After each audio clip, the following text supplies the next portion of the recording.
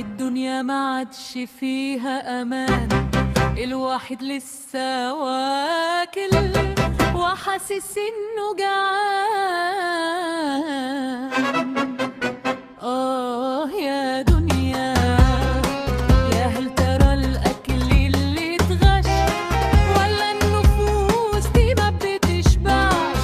فين البركه اللي كانت زمان؟ يا دنيا ما عادش فيها امان، هو الاكل باين انه مغشوش والزرعه كمان مرشوش، وما فيش حاجه زي زمان، ولا انا اللي بقيت فجعان،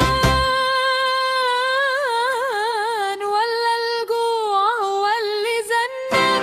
يا دنيا ما عادش فيها امان، ولا السبب هي الاحزان، ولا انا نسيت استعيد من الشيطان، ولا ده خلل في الميزان، ولا ما عادش في بركه زي زمان، ولا النسيان هو طبع الانسان؟ يا دنيا ما عادش فيكي امان.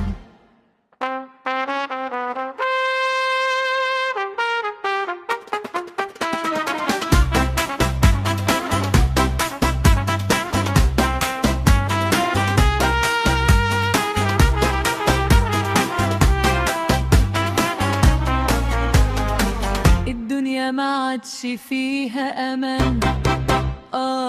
يا دنيا، زمان الواحد كان ياكل تلاقيه بقى عامل زي الحصان، دلوقتي الواحد ياكل مهما ياكل سيان، كده عيان وكده عيان. فين البركة بتاعت زمان؟ يا دنيا ما عادش فيكي امان.